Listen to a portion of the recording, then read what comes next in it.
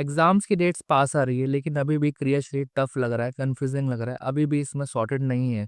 तो ये वीडियो आपको टॉपर बनाने के लिए नहीं है, ये वीडियो आपको पास करवाएगी क्रियाशील का सब्जेक्ट इन जस्ट 2 मंथ।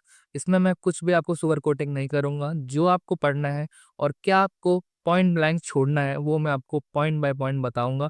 कैसे 2 महीने में आप पास हो सकते हो क्रियाशील में, और मैंने पास किया था। तो वीडियो को स्टार्ट करते हैं। Everyone, welcome back to my channel. और आज की वीडियो में हम देखने वाले हैं अपना कैसे आपको क्रियाशील में पास होना है इन जस्ट 2 मंथ। तो स्टार्ट करते हैं इस वीडियो को तुरंत ही। तो क्रियाशील की बात करें, क्रियाशील में अब तक आपको पता होना ही चाहिए, आपके यूनिवर्सिटी प्रॉफ एग्जाम आ रहे हैं कि आपके 2 पेपर होते हैं। 2 पेपर आपके होते हैं, 100 मार्क्स के आपके 2 पेपर होते हैं। 100 नंबर का आपका प्रैक्टिकल होता है, 70 नंबर का आपका वाइवा होता है, 30 नंबर का इंटरनल असेसमेंट होता है। देखो, वाइवा में और इंटरनल असेसमेंट और प्रैक्टिकल ये आपका अलग पार्ट होता है। तो हम बात करेंगे कि आपको थ्योरी में कैसे पास होना है। एट द एंड आपको प्रैक्टिकल में सब पास कर देंगे, हर कॉलेज मोस्टली पास कर देता है, क्रियाशील में कोई अपने बच्चे को नहीं लटकाता है, सब पास कर देते हैं। लेकिन थ्योरी जो पेपर होंगे वो तो आपको खुद ही लिखना पड़ेगा, उसमें आपका कोई भी कॉलेज में हेल्प नहीं करेगा। तो थ्योरी की बात करते हैं, कैसे कैसे आपको पढ़ना है। देखो, पेपर 1 की बात करते हैं। ये जो भी मैंने चार्ट बना रखा है, टेबल बना रखी है, ये मैंने आपके सिलेबस से उठा के बना रखा है। बाकी सिलेबस में काफ़ी कॉम्प्लिकेटेड फॉर्म में दे रखा है, तो ये आपको सिंपल फॉर्म में मिल जाएगा। सिलेबस आपको गूगल पे मिल जाएगा, NCERT exam syllabus, BMS first year क्रिया।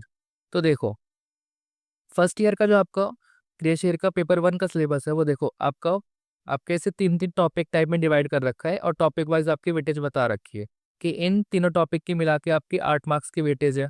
देन इन तीनों टॉपिक की मिला के आपके 26 मार्क्स की वेटेज है।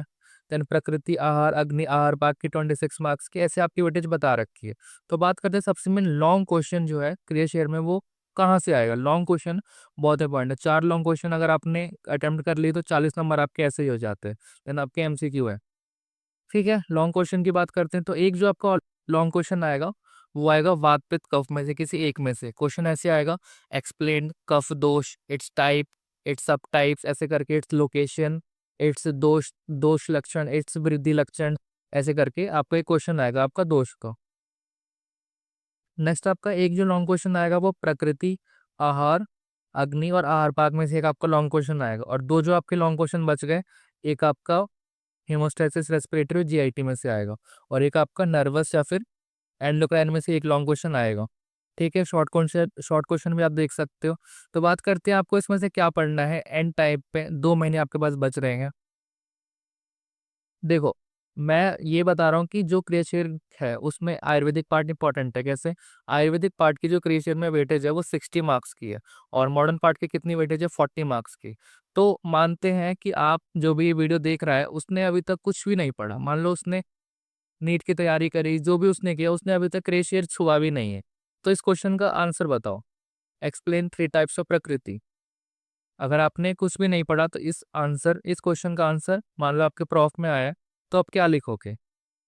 अगर आपने कुछ भी नहीं पढ़ा तो आप इसमें कुछ भी नहीं लिख पाओगे। आपको पता ही नहीं प्रकृति होती क्या है, कितने टाइप की प्रकृति होती है। लेकिन मान लेते हैं अब ये क्वेश्चन है, एक्सप्लेन 3 टाइप्स ऑफ मसल।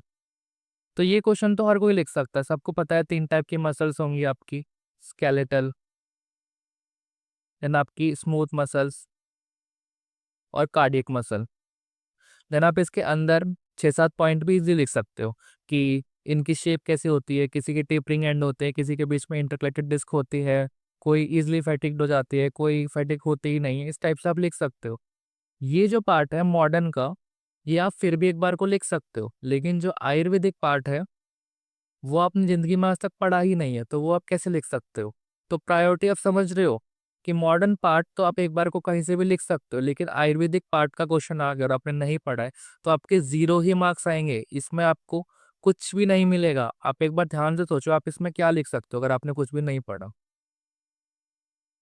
ठीक है, तो 60 मार्क्स का जो आपका आयुर्वेदिक है उस पर आपको ध्यान देना है, ये आपका मस्ट स्टडी पार्ट है। और मॉडर्न जो आपका 40 मार्क्स का है, ये आपकी वेटेज भी कम है, और इसमें आप नीट के टॉपिक्स हैं आपके सारे के सारे, और आप इसमें नीट का भर सकते हो, भरना ही है। अभी जो आपकी कंडीशन है, आपको नीट का ही भरना है, आपको अभी आयुर्वेदिक पे ध्यान देना है। ठीक है, टॉपिक भी आप देख लो, सारे नीट वाले ही टॉपिक है। हेमोस्टेसिस थोड़ा सा आपको एक्स्ट्रा है, बाकी वही है यहाँ पे फीडबैक मैकेनिज्म, ये भी आपने पढ़ रखा है। Positive mechanism, negative mechanism, respiratory same NEET वाला है। जीआईटी सेम नीट वाला है, नर्वस में भी सेम नीट वाला है, और एंडोक्राइन भी सेम नीट वाला है। जो भी आपने नीट में पढ़ा है वो भर भर के इसमें आओगे, आपको नंबर मिल जाएंगे एटलीस्ट 50%। ठीक है, आपको क्या पढ़ना है, देखो ये जो पार्ट है बेसिक्स ऑफ क्रिया शरीर, ये तो आपको पढ़ना ही पड़ेगा। अगर आप रीच से स्टार्ट कर रहे हो तो शरीर क्या है, शरीर की डेफिनेशन, शरीर के सिनोनिम्स क्या है, शरीर शारीर से आपको आना ही चाहिए। बेसिक प्रिंसिपल ऑफ आयुर्वेद भी आपको पढ़ना ही पड़ेगा, और त्रिदोष का इंट्रो, इससे आपको आयुर्वेद का भी एक इंट्रो मिलेगा। तो ये पार्ट तो आपको पढ़ना ही है, इसकी वेटेज कम है, मतलब 8 मार्क्स वेटेज ठीक है, ये आपको आना ही चाहिए। बाकी एक आपको दोष पढ़ना है, और बाकी दोष और क्रियाकाल मिला के 7 मार्क्स का टॉपिक आएगा। ये जो दोष वृद्धि क्षय है ना, ये बहुत ही छोटा टॉपिक है, और क्रियाकाल तो बहुत ही छोटा टॉपिक है। मतलब इसमें वही आपको एक श्लोक है, वो 6 जो क्रियाकाल के वो श्लोक होते हैं, मतलब आपका अराउंड 2 पेज के नोट्स में भी हो जाएगा। बाकी प्रकृति, आहार, अग्नि, आहार पाक, ये आप सब आप अभी छोड़ सकते हो। देखो, बेसिक्स ऑफ क्रेशियर अगर आप पढ़ लो, कि बहुत छोटा टॉपिक है, रफली आपका मैक्सिमम 3 से 4 घंटे लेगा ये, और बहुत ही छोटा टॉपिक, और आपको इंपॉर्टेंट है, आपको आना ही चाहिए। त्रिदोष और क्रियाकाल की बात करें तो ये मिला के आपको 20 नंबर आपके बनते हैं। दोष आपको आना ही चाहिए, बहुत सिंपल फॉर्मेट होता है। 3 दोष आप नहीं पढ़ोगे तो आप बीएमएस फर्स्ट ईयर पास नहीं कर सकते, ये फॉर गारंटी है। 3 दोष आपको डिटेल्स आने ही चाहिए, हर दोष के 5-5 टाइप्स, ऐसे टेबल बना के कुछ तो याद करो। प्रकृति अगर आप पढ़ लोगे ना तो आपके 10 से 15 नंबर हो जाएंगे, और आपको मोस्ट प्रोबेबली एक एलएक्यू यहाँ से बन सकता है। देखो, इसमें से जो एलएक्यू बनता है ना, वो प्रकृति से आने के ज़्यादा चांस होते हैं। बाकी वो इसमें आपको एक शॉर्ट भी प्रकृति से मिल जाएगा। तो प्रकृति अगर आप पढ़ लोगे तो आपका अच्छा हो जाएगा। तो आपको क्या क्या पढ़ना है, बेसिक्स ऑफ क्रिया शरीर, त्रिदोष, क्रियाकाल और प्रकृति, और मॉडर्न नीड्स। अभी जब आप ये कर लो, आपके पास टाइम बचे, तो उसके बाद आप पहले तो आप ये मॉडर्न नीट का पढ़ो, जो भी ये नीट के टॉपिक्स हैं, हीमोस्टेसिस, रेस्पिरेटरी, ये सारा जाके एनसीईआरटी से कवर करो अच्छे से। जो भी आपके नोट्स पहले से बन रखे हैं उसे अच्छे से कवर करो। आपका 20 से 30 मार्क्स इसमें से आ जाएगा। 40 मार्क्स का अगर आएगा तो जो भी क्वेश्चन आएगा वो मोस्ट प्रोबेबली आपने पढ़ ही रखा होगा, तो आप उसमें ये सब भर के आओगे तो आपको 20 से 30 मार्क्स इजिली मिल जाते हैं, कॉलेज दे देता है मार्क्स। अगर आपके पास इसके बाद भी टाइम बचे तो आप इसमें फिर थोड़ा एडवांस पढ़ सकते हो। इन केस आपके पास टाइम बचे तब की बात है, टाइम बचे तो पहले उसे बाकी सब्जेक्ट में लगाओ, सब में तुम्हें पास होना जरूरी है। ठीक है ना? क्या आपको स्किप करना है? आहार, अग्नि और आहार पाक बिल्कुल स्किप कर दो, बड़े बड़े टॉपिक हैं, और इनकी वेटेज आप देखोगे तो 15-20 मार्क्स का ही है। अगर टाइम बचे तो एक बार इनकी रीडिंग ले लेना, ताकि आपको रफली एक आइडिया लग जाए। अगर क्वेश्चन आ जाए टाइप्स ऑफ अग्नि तो कम से कम थोड़ा इंट्रोडक्शन लिख के आ जाओ कि हाँ अग्नि अग्नि ये होता है। छोड़ना तुम्हें कुछ नहीं है, अगर तुम पे टाइम बचे, सब टाइम के अकॉर्डिंग है, टाइम बचे तो उसके बाद एक बार इनकी थोड़ी सी रीडिंग ले लेना, बाकी इतना कोई नीड नहीं है। तुम इससे पढ़ के ही पास हो जाओगे। बेसिस करिए आपके 8 नंबर, 20 नंबर, 10 से 15 नंबर, पास इजली हो जाओगे। ठीक है, अब जो मैंने बताया प्रैक्टिकली अप्लाई करके देखते हैं। ये मेरे प्रॉप का पेपर था, अप्लाई करके देखते हैं। जो मैंने बताया उसी के क्वेश्चन अटेम्प्ट करेंगे, देखते हैं हमारे कितने मार्क्स आते हैं। देखो, लॉन्ग आंसर क्वेश्चन देखते हैं। Right details about location, properties, function and सब टाइप्स ऑफ वात दोष। मैंने बताया दोष आपको पढ़ना पड़ेगा, दोष बहुत इंपॉर्टेंट है। तो ये क्वेश्चन आपका क्लियर है, डन, ये लिख दोगे। आहार परिणाम कर भाव, मान लेते हैं ये आपने नहीं पढ़ा अभी, तो छोड़ दो इसे, कोई दिक्कत नहीं। Explain composition of gastric juice and describe digestion in stomach in detail, बताओ। ये तो तुम अटेम्प्ट कर सकते हो। Composition of gastric juice, stomach क्या निकालता है, स्टमक निकालता है एचसीएल, पेप्सिन। देन उसके बाद स्मॉल इंटेस्टाइन क्या निकालता है, पैंक्रियाज क्या सिक्रीट करता है, लार्ज इंटेस्टाइन क्या सिक्रीट करता है, ये सब तुम्हें आता है ऑब्वियसली। देन डाइजेशन को डिटेल में लिख दो, कि जो पैंक्रियाज एंजाइम्स है वो प्रोटीन को पेप्टाइड्स, पेप्टोन्स में कन्वर्ट करती है। ये सारी चीज़ें आपको मेरे से ज़्यादा आती है। ये क्वेश्चन भी आपका हो गया। Analyst hormone secreted by anterior pituitary gland. Pituitary gland तो मैं अच्छे से आता है, नीट में पढ़ रखा है। कहाँ पे होता है पिट्यूटरी ग्लैंड? सेला टर्सिका में होता है। टाइप्स भी आपको पता है, adeno hypophysis, neuro hypophysis. Anterior के हार्मोन भी लिख सकते हो आप, 6 हार्मोन होते हैं, FSH, LH, इस टाइप से आप 6 हार्मोन भी लिख सकते हो। देन इसकी हाइपो और हाइपर से क्या होगा वो भी आप लिख सकते हो। एक्रोमेगाली, एक्रोमिक्रिया, जिजेंटिज्म, डॉर्फिज्म, ये आप अच्छे से लिख सकते हो। तो लॉन्ग के 4 में से 3 क्वेश्चन आपके हो गए हैं, 3 क्वेश्चन आपके हो गए हैं, और वो भी सिर्फ ये पढ़ के। अब शॉर्ट पे देखते हैं।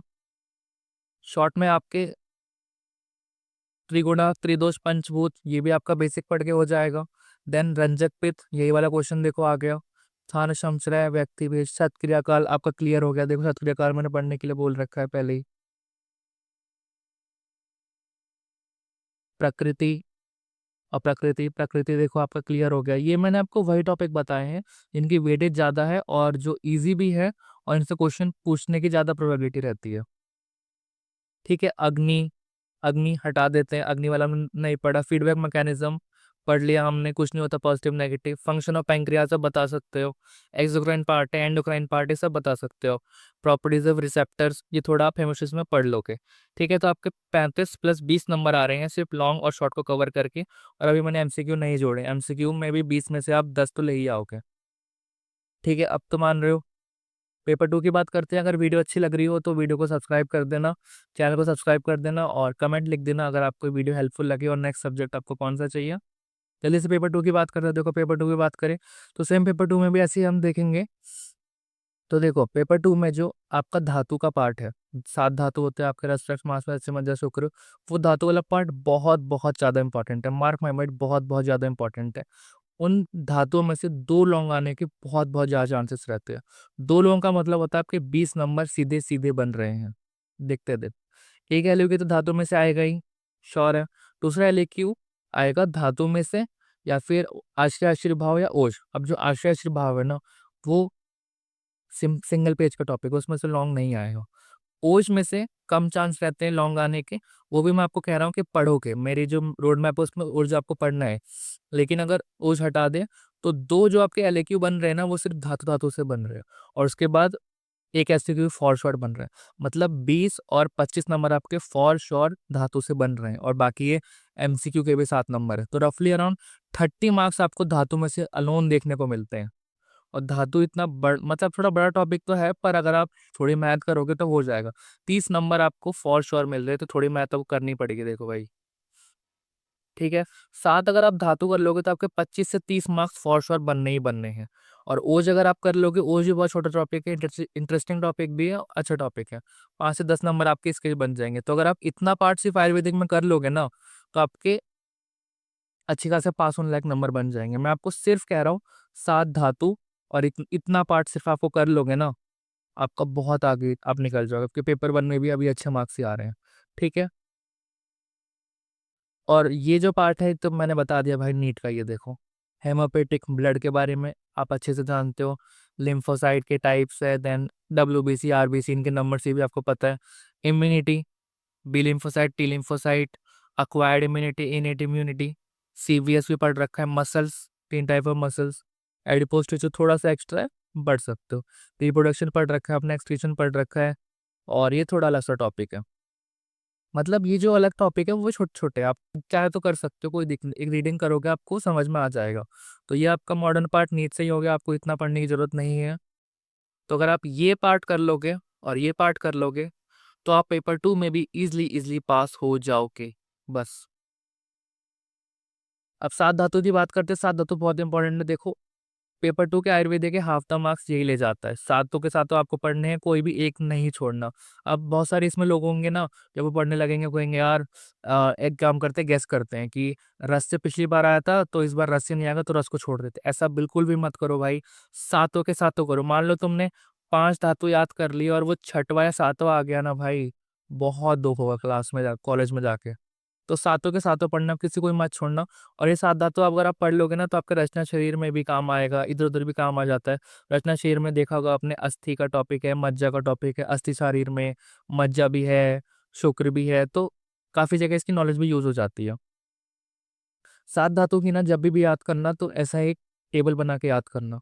सातों धातु लिख लेना और सातों धातु के कौन कौन से पॉइंट्स आपको बेसिकली याद करने हैं वो भी ऐसे लिख लोगे ना। मतलब ये टेबल बनाने में मेरे को बहुत मेहनत लगी थी, पर एक बार मैंने बना ली थी ना तो मेरी जिंदगी संवर गई थी। मतलब एक बार मैंने बनाने में तो बहुत मेहनत लगी, पर उसके बाद फिर बहुत ईजी हो गया इसे याद करना। देखो जैसे मैंने बना रखी थी रस, मास में, जब मैंने शुक्र में इनके मैंने पॉइंट्स लिख रखे थे। अब जैसे रस का क्वेश्चन आ गया तो मैं उसमें इतने सारे पॉइंट्स लिख सकता था आराम से, मेरे 3 से 4 पेज भर सकते थे। और मैंने कंपैरिजन फॉर्म में लिखा तो मुझे याद भी रहते थे। ठीक है, फॉर्मेशन टाइप, उपधातु कौन से, मल कौन से, फंक्शन कौन से, ऐसे कर करके इस टाइप से टेबल से आपको अपनी टेबल बनानी है। क्या आपको स्किप करना है, ये वाला पार्ट स्किप कर दो, बाकी का 23 नंबर ही आपके जाएंगे, कोई दिक्कत नहीं। प्रैक्टिकली अप्लाई करते हैं, देखो जो मैंने पढ़ने को बोला उसी को देख के। Etymology, synonyms, function, location, formation और रक्त धातु, डन। Long question. ओजस का फंक्शन, डन। धातु मल हटा दो, हमने नहीं पढ़ा। कार्डियक साइकिल, नीट वाला ही डन कर दो, 5 नंबर तो मिल ही जाएंगे। धातु सारता, डन। शुद्ध शुक्र धातु वाला, done. Classification of plasma protein बता सकते हो कौन कौन से होते हैं, एल्बुमिन होता है, देन कोई ऐसे 3 प्रोटीन तो होते हैं, एल्बुमिन के अलावा 2 और होते हैं।